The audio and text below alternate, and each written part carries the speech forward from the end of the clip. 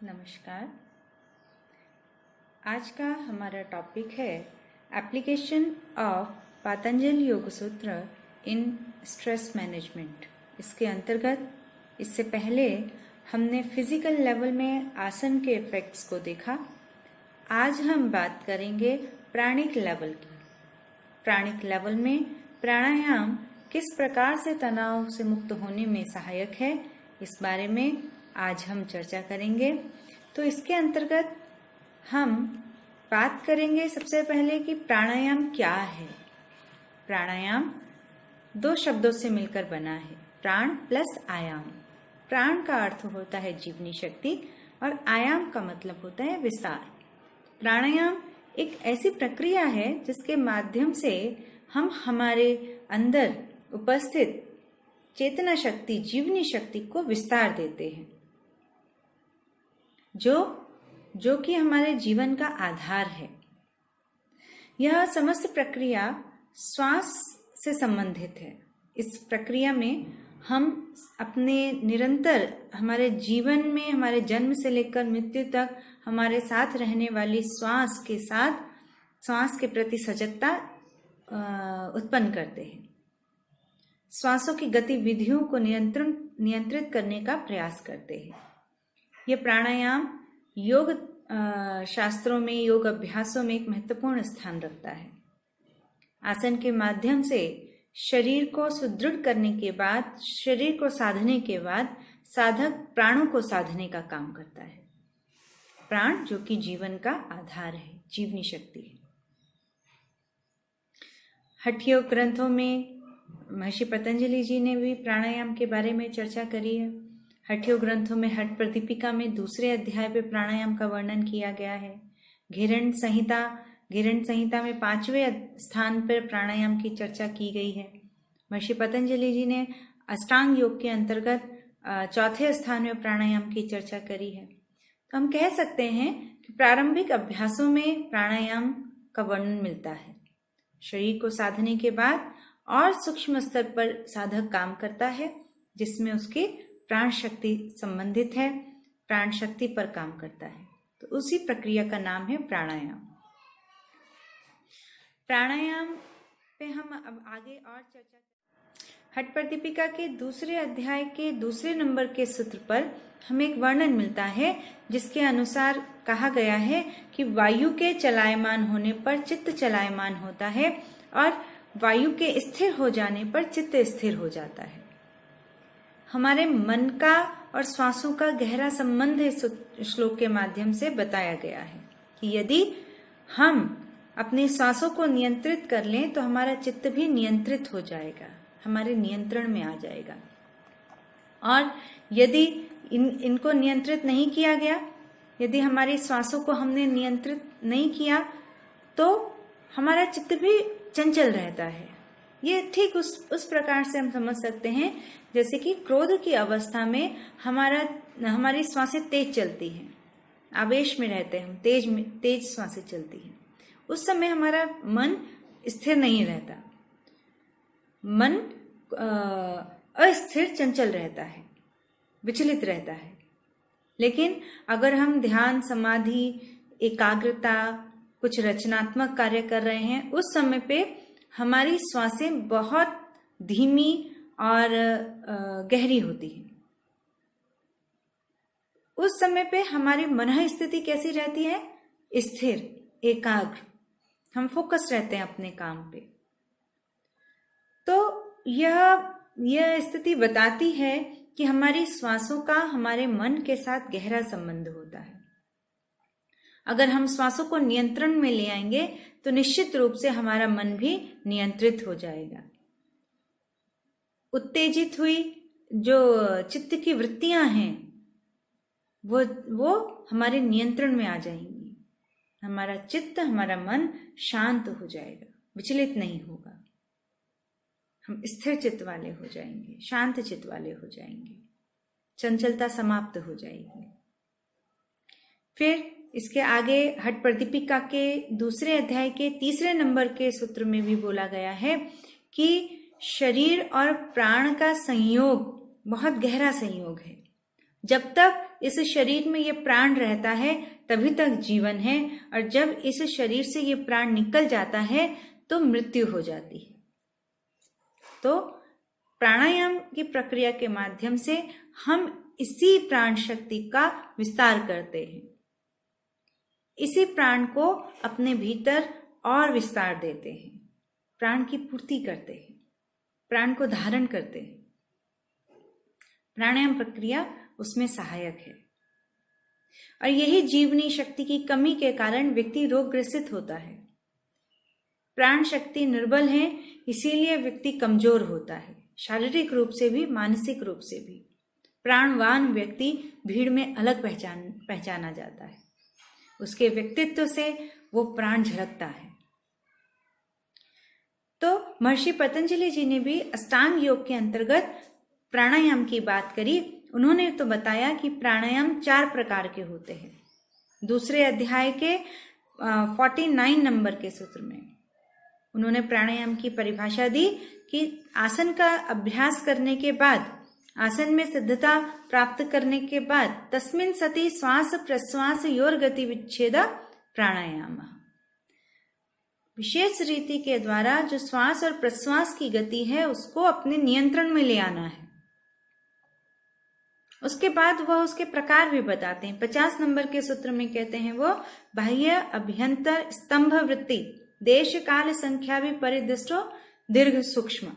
इसके बारे में हम आगे चर्चा करेंगे कि ये जो प्राणायाम की प्रक्रिया है, जब हम प्राणों को नियंत्रण में ला रहे हैं, इसको देश काल संख्या के आधार पर दीर्घ और सूक्ष्म किया जा सकता है और गहराई में उतरा जा सकता है। उसके लिए साधन बताते हैं। फिर इसी क्रम में आगे एक और प्राणायाम की बात करी है कि 3 प्रकार के प्राणायाम तो हुए। बाह्य अभ्यंतर स्तंभ वृत्ति, जिसे हम पूरक कुंभक रेचक के नाम से भी जानते हैं। बाह्य मतलब पूरक, रेचक, और स्तंभ मतलब श्वास को रोक देना, और अभ्यंतर मतलब श्वास को अंदर लेना और अंदर रोक देना। लेकिन ये केवल इतना बोल के ही पर्याप्त नहीं था। उन्होंने एक और प्राणायाम बताया कि एक चौथे प्रकार का प्राणायाम होता है, जिसका वर्णन उन्होंने 51 नंबर के सूत्र में किया। दूसरे अध्याय के 51 नंबर के सूत्र में कह रहे हैं बाह्य अभ्यंतर विषयाक्षेपी चतुर्था, जो बाहर और अंदर के विषयों से रहित एक प्राणायाम और है जो चतुर्थ प्राणायाम है, जिसे हम हठ योग ग्रंथों में केवली कुंभक के नाम से भी जानते हैं। प्रयास रहित स्थिति, जिसमें साधक की श्वासें सध जाती हैं, श्वास ले रहा है कि छोड़ रहा है इसका एहसास तक उसे नहीं होता, और वो पूर्ण रूप से अपने श्वासों पर उसका नियंत्रण हो चुका होता है। अब उसका प्रयास समाप्त हो चुका होता है, साधने का प्रयास, प्राणों को साधने का, श्वासों को साधने का प्रयास उच्च अवस्था है, स्वतः होता रहता है। इतना दीर्घ और इतना सूक्ष्म हो चुका होता है साधक का श्वास कि वो कब आ रहा है कब जा रहा है उसका एहसास तक उसे नहीं होता। जबकि सामान्य गति में हम श्वास ले रहे हैं, छोड़ रहे हैं, हमारे शरीर की गतिविधि से उसका हमें पता चलता है, श्वासों की आवाज से पता चलता है, श्वासों की लंबाई से पता चलता है कि श्वास आ रही है या जा रही है। तो इसी क्रम में महर्षि पतंजलि जी आगे बोलते हैं कि इसी प्राणायाम को, ये प्राणायाम जो कि बहुत महत्वपूर्ण है, ये हमें हर इसके लाभ के बारे में आगे हम बताएंगे। उनकी चर्चा करते हुए इसके इस स्तर तक इसके लाभ के बारे में बताते हैं कि मानसिक पक्ष को अगर हम देखें तो उसकी उच्च अवस्था प्राप्त कराने में, मानसिक क्षमता प्राप्त कराने में, उच्च क्षमतावान बनाने में भी सहायक होता है। इसी क्रम में सबसे पहले हम नाड़ी शुद्धि की बात करते हैं कि 4 प्रकार के जो प्राणायाम हैं, जो कि हठ योग ग्रंथों में अलग अलग संख्या में बोले गए हैं। 8 प्रकार के प्राणायाम बताए गए हैं, जिसमें सूर्यभेदी, भ्रामरी, उज्जाई, शीतली, सितकारी, मूर्छा, प्लाविनी सहित केवली अलग अलग ग्रंथों में इनका वर्णन मिलता है। तो महर्षि पतंजलि जी ने 4 प्रकार के प्राणायाम बोले, जिसका आधार ही क्या है, पूरक कुंभक रेचक। श्वास को लेना है, रोकना है, छोड़ना है। ये 3 प्रकार के प्राणायाम बोले। तो इन प्राणायाम की विधि को समझाने के बाद कह रहे हैं कि ये नाड़ियों की शुद्धि करता है। इसका क्या लाभ है? प्राण अति सूक्ष्म होता है, नग्न आंखों से उसे देखा नहीं जा सकता, लेकिन उसके एग्जिस्टेंस को, प्राण तत्व को हम उसकी झलक को देख सकते हैं। एक प्राणवान व्यक्ति में हम प्राण को देख सकते हैं, उसके वाणी से, उसके शरीर के डील डॉल से, उसके चेहरे की चमक से, आंखों के तेज से प्राण शक्ति का पता चलता है। जब ऋषि मुनियों ने अपने ध्यान में प्राण तत्व को देखा तो उन्होंने धुएं के समान धूमिल सा इस तत्व के बारे में बताया। आज ऐसी मशीनें आ गई हैं जो ऑरा को चेक करती हैं। उनके माध्यम से हम इस प्राण तत्व को देख सकते हैं, अलग अलग रंगों में देख सकते हैं, चक्रों को देख सकते हैं। साधन के माध्यम से ऐसी मशीनें बन गई हैं। तो कहते हैं यह सूक्ष्म प्राण जो कि हमें जीवित बनाए हुए है, हमारे जीवन के लिए एक महत्वपूर्ण तत्व है, ये नाड़ियों के अंदर प्रवाह करता है। नाड़ियां भी अति सूक्ष्म होती हैं। तो नस नाड़ियां जो हमारे शरीर में रहती हैं, जिनमें ब्लड फ्लो करता है। अगर हम हमारे स्किन को काटें तो उसमें से खून निकलता है, क्योंकि नाड़ी कट जाती है, इसीलिए खून बाहर निकलने लगता है। लेकिन यह प्राण जिन नाड़ियों में गति करता है, जिन नाड़ियों में प्रवाहित होकर पूरे शरीर में फैला रहता है, ये नाड़ियां अति सूक्ष्म होती हैं।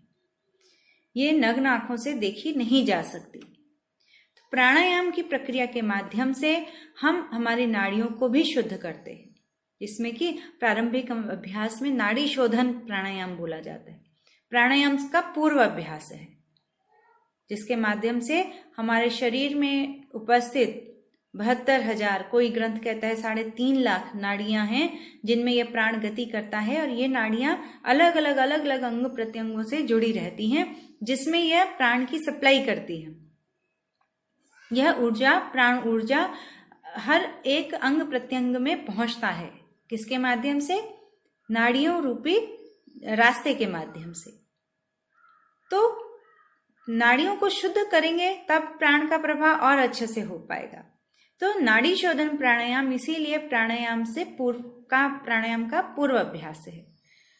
तो इसके माध्यम से, नाड़ी शोधन के माध्यम से हम नाड़ियों की शुद्धि करते हैं, जिनमें भी मुख्य नाड़ी हमारी ईड़ा पिंगला नाड़ी होती है, सूर्य नाड़ी, चंद्र नाड़ी होती है, जिसको कि हम सिंपैथेटिक पैरासिम्पैथेटिक नर्वस सिस्टम से जोड़ते हैं।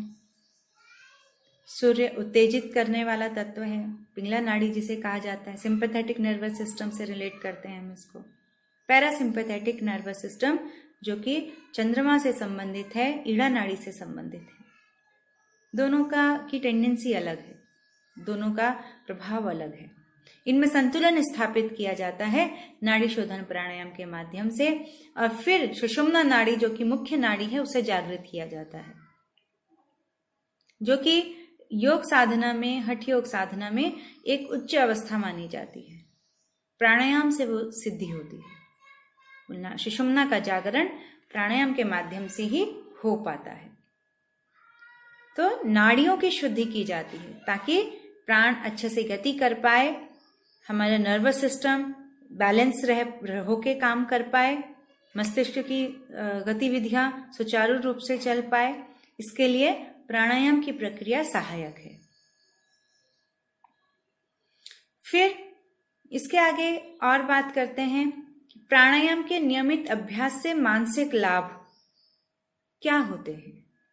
प्राणायाम शारीरिक लाभ, मानसिक लाभ दोनों तरह के लाभों में सहायक है, जिसमें अभी हम बात करेंगे कि मानसिक लाभ क्या हो सकते हैं प्राणायाम के। प्राणायाम के माध्यम से जो ऑक्सीजन है वो मस्तिष्क तक जा पाता है समुचित रूप से, ताकि मस्तिष्क को सक्रियता मिले। इसके लिए यही कारण भी है कि शारीरिक और मानसिक दोनों पक्ष प्रभावित होते हैं, क्योंकि मन को प्रभावित करने वाली या मनोविज्ञान से जुड़ी गतिविधि भी शरीर से संबंधित है। ब्रेन ही उनको हैंडल करता है। हार्मोन्स का सिक्रेशन गड़बड़ा जाता है, जिसकी वजह से मानसिक रूप से व्यक्ति पीड़ित हो जाता है, विकार से युक्त हो जाता है। तो महर्षि पतंजलि जी इस पक्ष पे प्रकाश डालते हुए कहते हैं अपने दूसरे अध्याय के 52 नंबर और 53 नंबर के सूत्र पे प्राणायाम के लाभ बताते हैं। 52 नंबर पर क्या बताते हैं? ततः क्षीयते प्रकाशावर्णम। इस प्रकार से जब प्राणायाम का हम अभ्यास करते हैं तो प्राणायाम का अभ्यास का लाभ क्या होगा? ततः क्षीयते प्रकाशावर्णम। प्रकाश के ऊपर पड़ा आवरण क्षीण हो जाता है, समाप्त हो जाता है। प्रकाश क्या है? ज्ञान। वास्तविक रूप से, मूल रूप से व्यक्ति का व्यक्तित्व, व्यक्ति का मूल स्वरूप ज्ञानी स्वरूप है, लेकिन बाह्य विषय वासनाओं के संपर्क में आके वो अज्ञानी हो जाता है। तो प्राणायाम का अभ्यास पुनः उसको वो ज्ञान रूपी स्वरूप को प्राप्त करने में सहायक होता है। इसी का प्रभाव बता रहे हैं कि प्रकाश के ऊपर पड़ा आवरण समाप्त हो जाता है। जो वो प्रकाश के ऊपर जो चादर है जिसने उस प्रकाश को ढक दिया है, वो चादर जब खत्म हो जाएगी, हट जाएगी, तो अंदर का प्रकाश फिर से अपने पूर्ण स्वरूप में दिखाई देने लगेगा, जो अवरोध के कारण, उस आवरण के कारण दिखाई नहीं दे रहा था। प्राणायाम उस अवरोध को हटाने में सहायक होता है। प्राणायाम के माध्यम से साधक ज्ञान की प्राप्ति करता है, और जितनी भी समस्याएं हैं वो समस्त समस्याओं का कारण क्या है? अज्ञान, अविद्या। समस्त क्लेश, समस्त दुख अविद्या जनित होते हैं। अविद्या रूपी भूमि पे ही पनप के अपना व्यवहार करते रहते हैं। तो महर्षि पतंजलि जी यही बता रहे हैं कि प्राणायाम के अभ्यास से जब हम ज्ञान की प्राप्ति करेंगे, अविद्या रूपी अंधकार दूर हो जाएगा, तो किसी प्रकार का कोई भी दुख साधक को नहीं सताएगा, सारे क्लेश समाप्त हो जाएंगे। महर्षि पतंजलि जी अपने प्रथम अध्याय में क्लेशों का वर्णन भी करते हैं कि दुख उत्पन्न करने वाले जो तत्व हैं उन्हें क्लेश बोला गया है, जिनसे दुख उत्पन्न होता है, दुख रूप ही है। अविद्या, अस्मिता, राग, द्वेष, अभिनिवेश। जीवन भर यह समस्त क्लेश व्यक्ति को दुख से पीड़ित रखते हैं। इन्हीं के अनुरूप व्यक्ति कर्म करता है, कर्म संस्कार बनता है, और फिर वह निरंतर इस चक्रव्यूह में फंसा रहता है।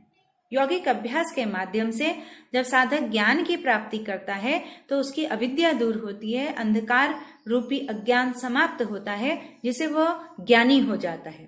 और जब वो ज्ञानी हो जाता है तो पूर्ण सजग होकर कार्य को करता है, जिससे वह क्लेश नहीं बनते, क्लेश युक्त तो फिर नहीं होता।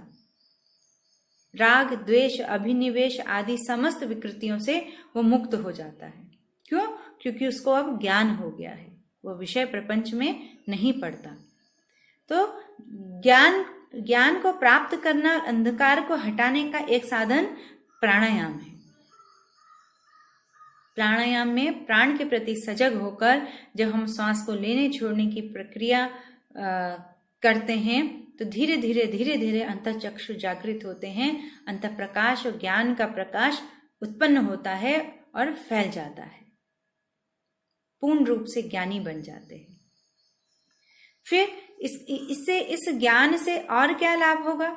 इस प्राणायाम से और क्या लाभ होगा? तो आगे बताते हैं, धारणा सुच योग्यता मनसा, मन में धारण करने की क्षमता आती है। धारण करने से मतलब चित्त विचलित रहता है। हम जो विषय वासनाओं में इतना लिप्त रहता है कि जहां हम मन को लगाना चाहते हैं वो वहां न लग के अपने ही विषय आसक्ति में, राग द्वेष के कारण उन्हीं विषयों में लिप्त रहता है।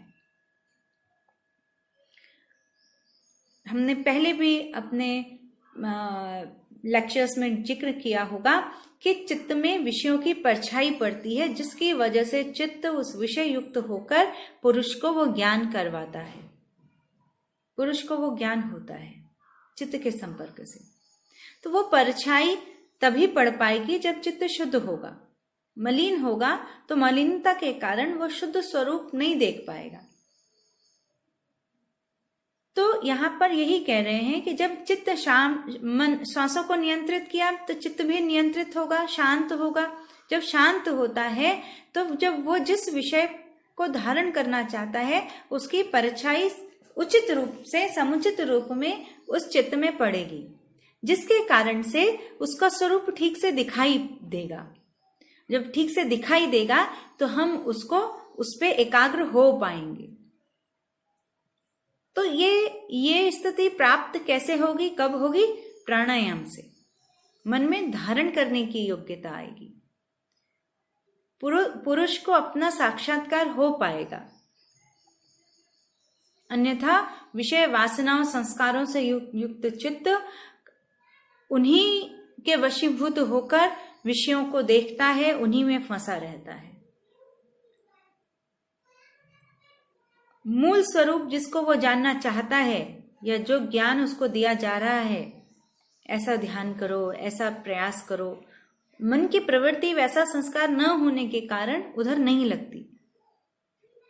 लेकिन प्राणायाम के माध्यम से हम चित्त को शुद्ध करते हैं, शांत करते हैं, जिसके कारण से वह विषय को धारण करने योग्य हो पाता है, उसकी एकाग्रता बन पाती है।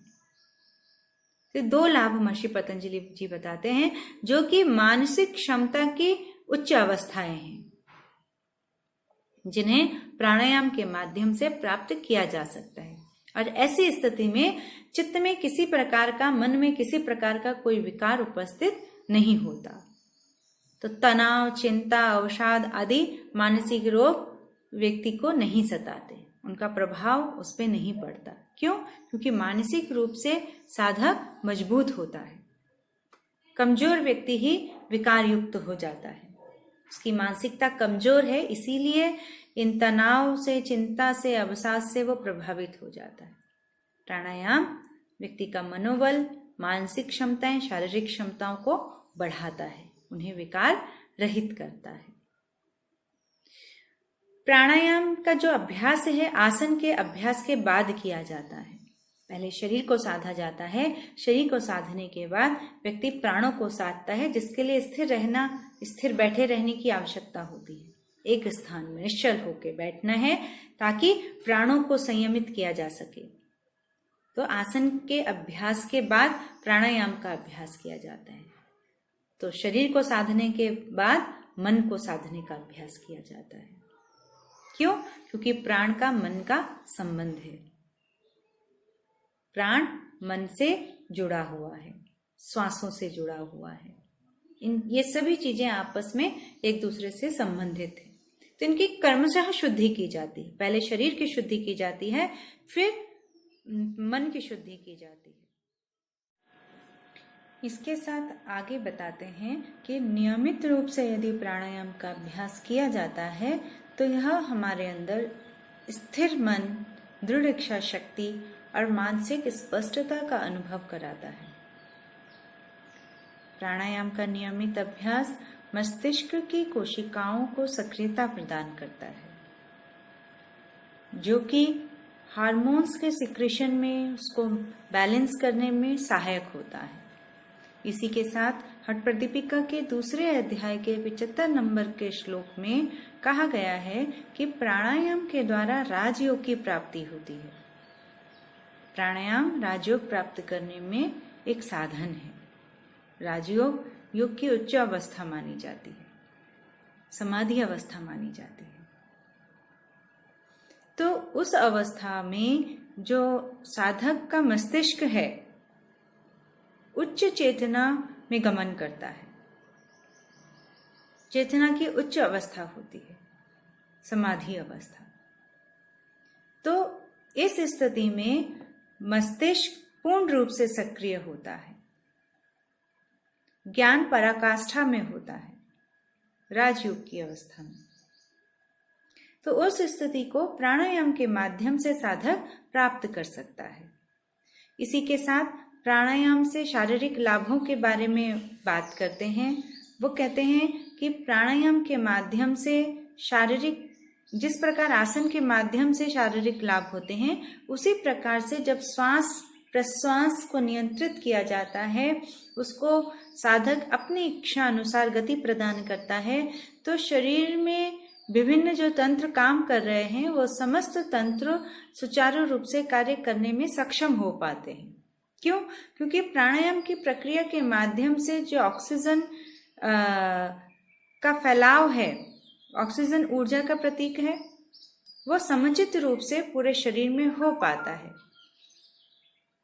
ऑक्सीजन की कमी पूर्ति हो पाती है।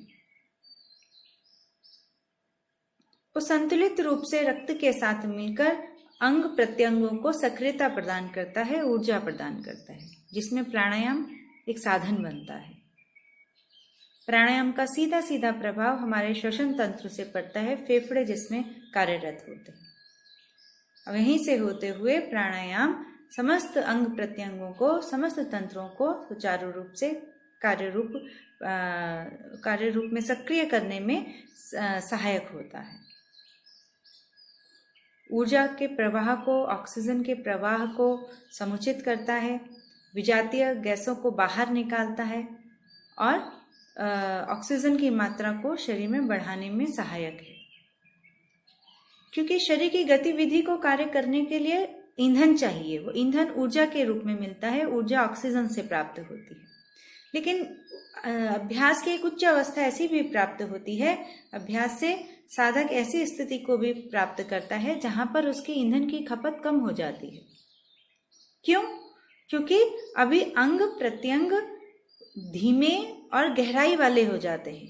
कहने का मतलब है, जैसे श्वास की गति सामान्य क्रियाविधि में तो तेज चलती है, 1 मिनट में हम 15 से 18 बार श्वास लेते हैं। यही प्रक्रिया जो हम प्राणायाम को साध लेते हैं, 1 मिनट से 2 से 3 बार तक केवल साधक श्वास लेता है। तो इस स्थिति में क्या हुआ, ऊर्जा की खपत कम हो जाती है, जिसकी वजह से ईंधन की आवश्यकता भी कम हो जाती है। तो कम ईंधन के साथ व्यक्ति लंबे समय तक दीर्घायु बना रहता है। तो ये प्रक्रिया, ये स्थिति प्राणायाम के माध्यम से प्राप्त होती है, क्योंकि श्वास गहरी और धीमी हो जाती है। इसी के साथ साथ जब प्राणायाम का अभ्यास साधक करता है तो शरीर के समस्त तंत्र सुचारू रूप से कार्य करते हैं, सुचारू रूप से उन्हें ऊर्जा मिल पाती है, जिसकी वजह से कोई बीमारी नहीं होती। समस्त नाड़ियां सुचारू रूप से सक्रियता के साथ कार्य करती हैं, प्राण का प्रवाह सुचारू रूप से पूरे शरीर में रहता है। Nervous system, sympathetic parasympathetic nervous system सुचारू रूप से कार्य करता है। हार्मोन्स का सिक्रीशन प्रॉपर होता है, क्योंकि हाइपोथैलेमस इससे प्रभावित होता है। मस्तिष्क में ऊर्जा का प्रवाह समुचित रूप से हो पाता है। ये सब चीजें अभ्यास करने के तरीके पर भी निर्भर करती है कि प्राणायाम किस तरीके से किया जा रहा है, उसके बारे में अभी मैं आपको बताऊंगी। सही ढंग से किया गया अभ्यास ही पूर्ण लाभ प्रदान कर पाता है, अन्यथा गलत ढंग से किया गया अभ्यास लाभ की जगह पर हानि पहुंचा सकता है। तो प्राणायाम के माध्यम से शारीरिक रूप से शक्ति प्राप्त होती है, बल प्राप्त होता है, समस्त अंग प्रत्यंग सुचारू रूप से कार्य कर पाते हैं, ऊर्जा का प्रवाह समुचित शरीर में हो पाता है, व्यक्ति दीर्घायु प्रदान प्राप्त करता है। घेरन संहिता में भी कहा गया है, प्रथम अध्याय के 9वें सूत्र में, कि प्राणायाम के अभ्यास से शरीर में हल्कापन आता है, लघुता प्राप्त होती है। फिर घेरन संहिता के 5वें अध्याय के प्रथम सूत्र में, श्लोक में कहा गया है कि प्राणायाम के अभ्यास से साधक देवतुल्य हो जाता है, देवता के समान हो जाता है, देवता के समान तेज वाला, देवताओं के समान शक्ति वाला वो हो पाता है। फिर घेरन संहिता के 5वें अध्याय के 56 नंबर के श्लोक में बोला गया है कि प्राणायाम से आकाश गमन की क्षमता प्राप्त होती है, क्योंकि शरीर हल्का हो जाता है, वो हल्केपन से उसमें एक क्षमता आ जाती है कि वह शरीर सहित आकाश में गमन कर सकता है, गति कर सकता है। जैसे हम पृथ्वी पर चलते हैं, साधक आकाश में चल सकता है, उसके रोग समाप्त हो जाते हैं, कुंडलिनी शक्ति जागृत हो जाती है, चित्त पूर्ण रूप से आनंद को प्राप्त करता है, साधक सुखी रहता है। ये समस्त स्थितियां बताती हैं कि इन स्थिति में साधक की जो मानसिकता है वह पूर्ण रूप से उच्च चेतना युक्त होती है। यही कारण है कि साधक सुख का अनुभव करता है, आनंद का अनुभव करता है। वो परमानंद उसके अंतःकरण से युक्त होता है। इसी के साथ साथ अधिक लाभ हेतु प्राणायाम किस तरीके से किया जाता है उस संदर्भ में बताते हैं। घेरन संहिता के 5वें अध्याय के 53 नंबर के श्लोक से लेकर 55 नंबर के श्लोक तक, साथ ही हठ प्रदीपिका के दूसरे अध्याय के 13 नंबर के श्लोक के अंतर्गत ये कुछ जानकारी प्रदान की गई है। उचित लाभ के लिए एक तो रेचक दुगना होना चाहिए। जितनी हम पूरक कर रहे हैं, पूरक से दुगना रेचक होना चाहिए ताकि विजातीय गैस शरीर से बाहर निकल पाए, कार्बन डाइऑक्साइड बाहर निकल पाए। हमारे फेफड़े सामान्य क्रम में कभी खाली नहीं होते। जब हम दुगना रेचक करते हैं तो हम नई ऊर्जा को, नई ऑक्सीजन को, नई प्राणवायु को धारण कर दूषित वायु को बाहर निकालने में सक्षम हो पाते हैं, जिसका वर्णन हठ प्रदीपिका के दूसरे अध्याय के 18 नंबर के सूत्र में भी, श्लोक में भी किया गया है। प्राणायाम की संख्या के आधार पर उसकी आवृत्ति की बात भी की गई है और उसी के आधार पर साधक के स्तर बताए गए हैं कि साधक प्राणायाम का जब अभ्यास करता है तो वह 3 लेवल का हो जाता है। उन तीनों लेवल में वो कुछ क्षमताएं भी प्राप्त करता है।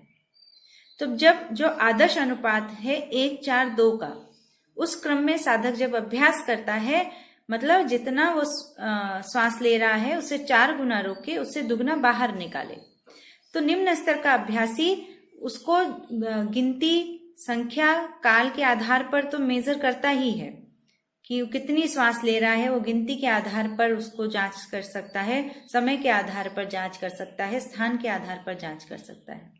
निम्न स्तर का जो साधक होगा वो 12 गिनती तक पूरक करेगा, 12 का 4 गुना वो कुंभक करेगा, 12 का 2 गुना यानी कि 24 वो रेचक करेगा। इस स्थिति में उसके शरीर में पसीना आएगा और ये भी कहा गया है कि अगर ऐसी स्थिति में जो पसीना आता है उसको शरीर में ही मल देना चाहिए, साफ नहीं करना चाहिए। इससे शरीर सुदृढ़ बनता है क्योंकि वो अभ्यास का तेज होता है। फिर मध्यम स्तर के साधक को 16 गिनती तक पूरक करना चाहिए। 16 का 4 गुना उसको रोकना चाहिए और 16 का 2 गुना उसको रेचक करना चाहिए। उच्च स्तर का जो साधक होगा वो जब प्राणायाम का अभ्यास करेगा तो 20 गिनती तक पूरक करेगा, 20 का 4 गुना वो रोकेगा, 20 का 2 गुना वो रेचक करेगा। इस प्रकार से साधक के स्तर बताए गए हैं और एक दिन में कितनी बार करेगा? 4 बार। उच्चतम लाभ प्राप्ति के लिए, आध्यात्मिक लाभ प्राप्ति के लिए एक दिन में 4 बार करेगा और एक बार में 80 बार, टोटल 320 बार वो प्राणायाम का अभ्यास करेगा 24 घंटे में। अब वो अपने स्तर के हिसाब से कि जो 80 बार रिपीट करेगा वो 12 के रेशियो से करेगा कि 16 की गिनती के हिसाब से करेगा या 20 की गिनती के हिसाब से करेगा, अपनी क्षमता अनुसार अभ्यास करेगा। लेकिन जो प्रारंभिक अभ्यासी होता है वह अपनी क्षमता के अनुसार प्राणायाम करता है। वो 1, 2, 3, 4 गिनती से लेकर कितनी भी गिनती तक कर सकता है। प्रारंभ 2, 3, 4, 5 गिनती से भी किया जा सकता है, लेकिन क्षमता अनुसार। चरणदास जी कहते हैं, देखा देखी कीना योग, छीजी काया बाढ़े रोग। कभी भी किताब में पढ़कर सुन के कॉपी नहीं करना चाहिए। अपनी क्षमता को देखते हुए ही अभ्यास का प्रारंभ करना चाहिए और धीरे धीरे करते हुए उच्चतम स्तर को प्राप्त करने के लिए प्रयासरत रहना चाहिए। एक साथ सब करने पर, एक ही दिन में सारा करने पर लाभ के स्थान पे नुकसान भी हो सकता है। फिर आगे कह रहे हैं, अगर प्राणायाम में आपको समुचित लाभ चाहिए तो आपको आहार का ध्यान रखना चाहिए। प्रारंभ में घी दूध का सेवन साधक कर सकता है। क्यों? क्योंकि प्राणायाम करने से ऊर्जा उत्पन्न होती है। उस ऊर्जा को सहन करने के लिए, उसको सही रूप देने के लिए आहार विशेष लाभकारी होता है। इसके लिए दूध और घी का सेवन बताया गया है। बाद में जब वो पारंगत हो जाए तो जरूरी नहीं है।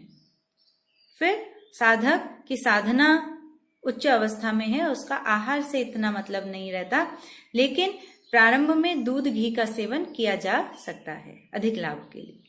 स्थान की शुद्धि का विशेष ध्यान देना चाहिए। समय का ध्यान देना चाहिए, किस समय अभ्यास को आरंभ किया जाए। नाड़ी शोधन का विशेष ध्यान देना चाहिए कि प्राणायाम से पूर्व नाड़ी शोधन हो चुका हो, ताकि प्राणायाम का पूर्ण लाभ साधक को प्राप्त हो। इसी के साथ फिर जो प्राणायाम का अभ्यास किया जाता है, अगर उसे बंध के साथ किया जाए, कुंभक के साथ किया जाए तो ज्यादा लाभ मिलेगा।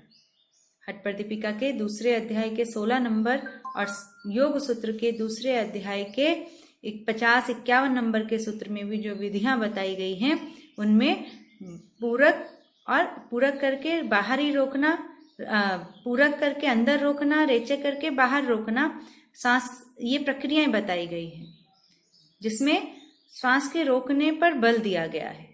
उसी से ही लाभ अधिक मिलता है। फिर इसके साथ ही साथ हठ सिद्धि के लक्षण की बात भी हठ प्रदीपिका में की गई है दूसरे अध्याय के 78 नंबर के श्लोक में, कि जब साधक प्राणायाम का अभ्यास करता है उसे कुछ सिद्धियां भी प्राप्त होती हैं। वो क्या है? अष्ट सिद्धि के नाम से उन्हें जाना जाता है, नहीं, हठ सिद्धि के नाम से उन्हें जाना जाता है। वो लक्षण क्या है? शरीर का हल्का हो जाना। जब शरीर हल्का होगा, शरीर में लघुता प्राप्त होगी, तो इसका मतलब है कि शरीर में जो तमोगुण है वो समाप्त हो गया है। शरीर की जड़ता, कठोरता समाप्त हो गई है। मुख पर प्रसन्नता आ जाती है। जब मुख पर प्रसन्नता है तो प्रसन्नता ये दर्शाती है कि व्यक्ति तनाव मुक्त है। ये सब लक्षण हैं जो प्राणायाम से साधक के अंदर दिखाई देते हैं। नाद का प्राकट्य, अंतःनाद साधक को सुनाई देता है। तो अंतःनाद तभी सुनाई देगा जब व्यक्ति उतना एकाग्र होगा। विचलित मन में, चंचल मन में, विक्षिप्त मन में अंतःनाद नहीं सुनाई दे सकता। क्यों? क्योंकि वहां पर एकाग्रता का अभाव होता है, नाड़ियां अशुद्ध रहती हैं। फिर नेत्र निर्मल, हमारे जब डॉक्टर के पास भी हम जाते हैं, वो आंख, जीभ सब देख के हमारे स्वास्थ्य का अंदाजा लगाता है। तो प्राणायाम के अभ्यास से नेत्र निर्मल हो जाते हैं। कहने का मतलब शरीर स्वस्थ रहता है,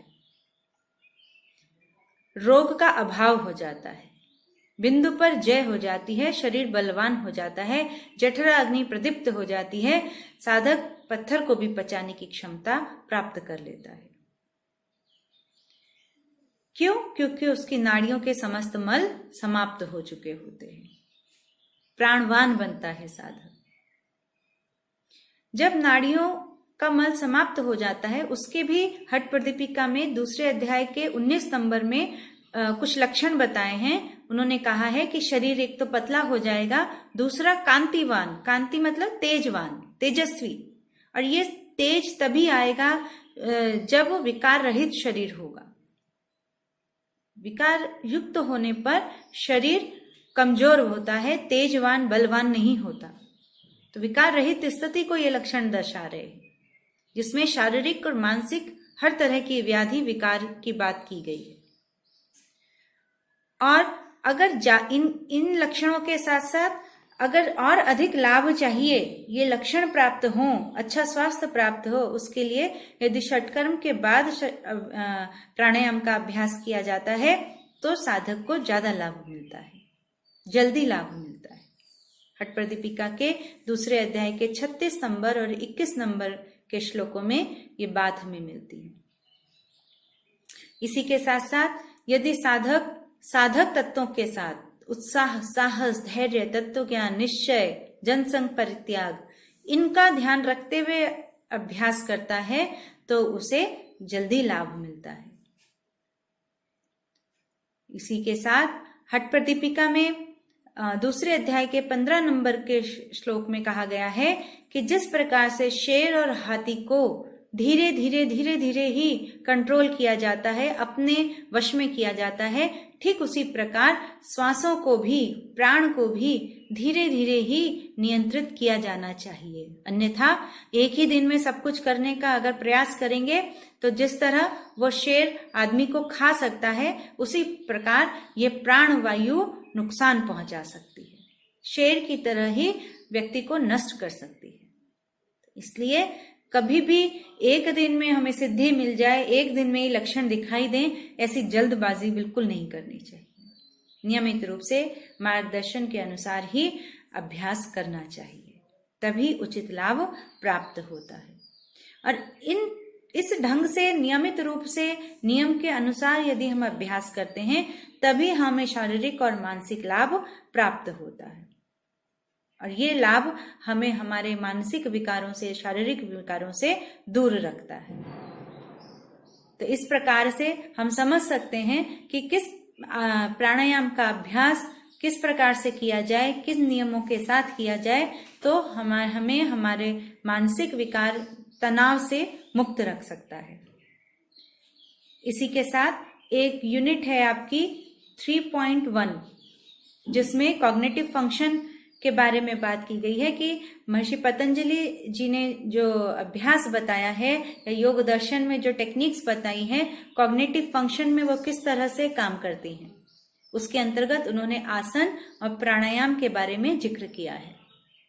तो मैंने जो अभी आपको पॉइंट्स बताए, उनमें ये कॉन्सेप्ट भी आपका साथ में ऐड होता है। तो संज्ञान को मैं आपको बताना चाहूंगी कि कॉग्निशन है क्या।